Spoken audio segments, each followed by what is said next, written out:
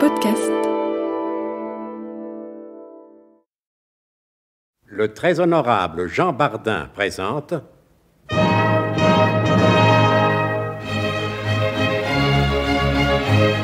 Bon baiser de partout. Une émission secrète de...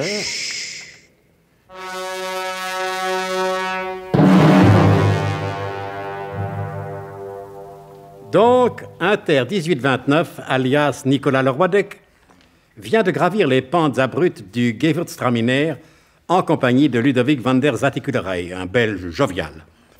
Trop jovial peut-être, et trop belge également à mon avis. Leroi-Dec devrait s'en méfier. Qu'on me pardonne cette remarque personnelle, cette incursion dans le cours harmonieux de ce passionnant récit d'espionnage, mais pour être présentateur, on n'en est pas moins auditeur, et ce monsieur van der Zatikulerij ne me dit rien qui vaille. Dites-donc, mon vieux, c'est bientôt fini, cette petite conférence? Bon, excusez-moi, mon colonel. Oui, laissez. Le résumé, je m'en charge. De cavalerie? De cavalerie? Oui. Pourquoi de cavalerie? C'est complètement idiot, ce que vous dites, et de surcroît largement périmé. Encore qu'il n'y ait plus de périmé. Non, le résultat, je m'en charge de plastique. C'est infiniment plus moderne. N'est-ce pas, mademoiselle Truscott? Mais oui, patron. Mais naturellement, patron, du moment que vous le dites, c'est que cela doit être vrai. Merci, mademoiselle Truscott, vous êtes une parfaite secrétaire. Qu'est-ce que vous faites pour le week-end? Ah, ce que vous voudrez, patron.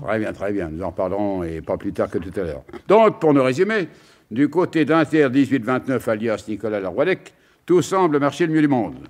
Il a eu la chance d'établir le contact avec Ludovic van der Zatikulerij, et pour l'affaire qui nous intéresse, on ne pouvait mieux tomber. L'honorable correspondant à Interlaken a téléphoné 3 fois ce matin. Ah, et que voulait ce bon Gottlieb Mithuns? Monsieur Gottlieb Mithuns voulait savoir s'il avait de nouvelles instructions détaillées à transmettre à Inter 1829. De nouvelles instructions détaillées pour Inter 1829? Je pense bien que j'ai de nouvelles instructions détaillées à lui donner. Je pense bien. Maintenant qu'il est dans ce chalet avec cette ensorcelante créature... Vous la connaissez, patron? Ouais, Dorothy DeVaux. Une femme superbe. J'avais rencontré chez des amis au cours d'une surprise party, c'est ça. Et j'aime mieux vous dire qu'elle n'a pas froid aux yeux. Ailleurs non plus, du reste. Prenez votre bloc, mademoiselle Truscott. Je vais vous dicter une note que vous transmettrez immédiatement au service du chiffre. Nous ne pouvons pas courir le risque d'envoyer ces instructions en clair. Entendu, patron, je vous écoute. Vous y êtes? Mais oui, patron. À la tienne, Étienne. Plaît-il? Je dis à la tienne, Étienne. Tel est le message que vous devez porter immédiatement au service du chiffre.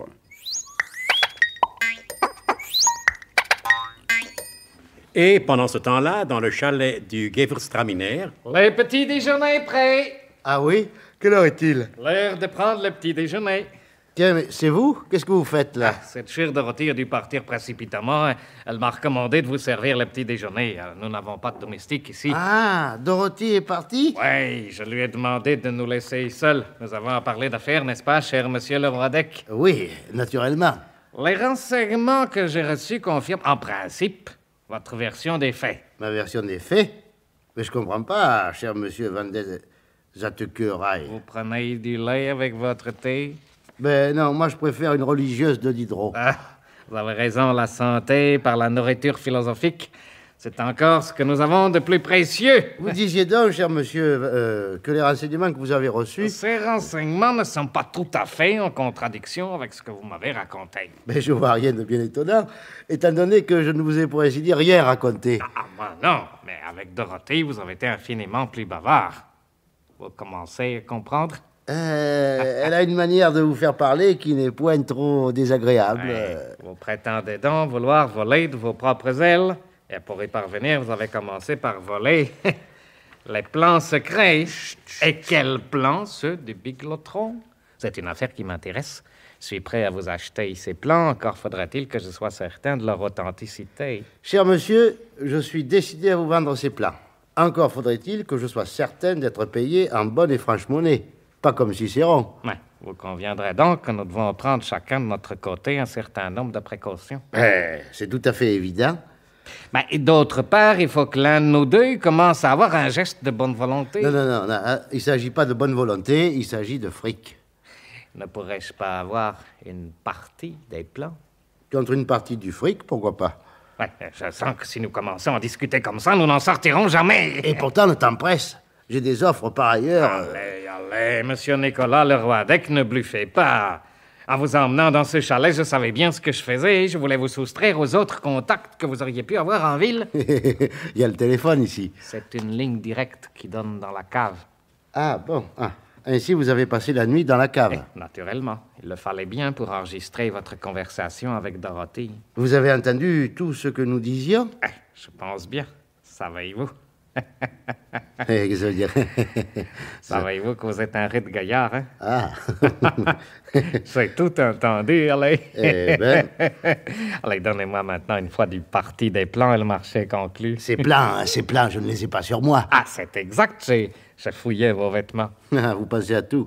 Dans notre métier, monsieur Leroy-Dec, une toute petite minute d'inattention, c'est le peloton d'exécution, hein? Et encore ça, c'est le moins pénible. Il y a tout ce qui précède. Dites-moi, vous avez encore cet aimable chapeau tyrolien que vous portiez hier pendant l'ascension du Gewürztraminer? Vous le voyez bien, je l'ai sur la tête. Il me quitte jamais, je dors avec. Enfin, quand je dors. Alors, regardez à l'intérieur de la coiffe. À l'intérieur de la coiffe? Oui, regardez. Oh! Oui. C'est un microfilm que j'y ai glissé hier pendant que nous déjeunions. Mais comment avez-vous fait? Je vous ai dit que ce chapeau ne me quitte pas. Si. Vous l'avez enlevé une fois. Quand? Quand vous avez récité le bénédicité avant de déjeuner. Je suis pas très pratiquant, alors j'en ai profité. Allez, vous êtes drôlement fort, savez-vous, hein? Et moi non plus, je tiens pas à faire trop tôt connaissance avec un peloton d'exécution. Je dirais même qu'à propos de peloton, à tout prendre, je préfère Mademoiselle Dorothy. C'est parfait, je vais étudier ce film. Si le résultat est positif, j'achète les autres. Minute. Qu'y a-t-il? La séance de cinéma n'est pas gratuite. Avec la crise qu'il y a en ce moment dans la profession, vous ne voudriez pas mon petit chèque?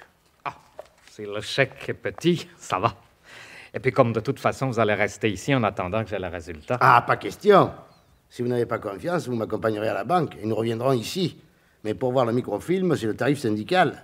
Eh bien, prenons la voiture. Oui, et le microfilm reste ici. Mais que craignez-vous? Des entourloupettes. Vous croyez que je serais capable de vous faire des... Si vous n'y avez pas pensé, c'est que vous êtes un imbécile. Et je regrette, je ne fais pas affaire avec un imbécile.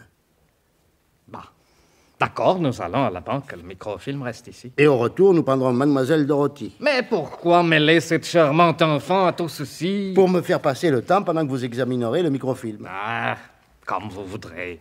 C'est vous qui m'avez appris qu'il fallait toujours joindre l'agréable à l'utile. Et pendant ce temps, à Paris, un quidam aborde dans la rue le sinistre Wilhelm Ferntag. Pardon, monsieur, l'avenue de Champs-Élysées, s'il vous plaît. Mais vous y êtes? Oh, si j'y suis, c'est vous qui n'y avez pas l'air d'y être. Ah, monsieur, je vous en prie. Pardon, vieux schnock. Oh, insolent! Ne vous excitez pas, Ferntag. Alors, vous ne m'aviez pas reconnu. Non, Zorbeck, j'avoue que votre déguisement est parfait. Ah, merci. Et c'est grâce à ce déguisement que nous allons pouvoir nous occuper sérieusement de l'enlèvement de Mémène, la vraie. Venez, Ferntag. Où ça? Mais avenue du général Motor Saoui.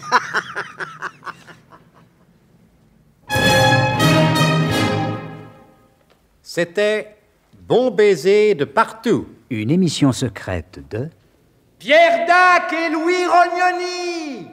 Avec Elena Bossis, Roger Carrel, Pierre Dac, Claude Dasset, Paul Prébois, Alain Roland. Décryptage et mise en code, Jean-Wilfried Garrett.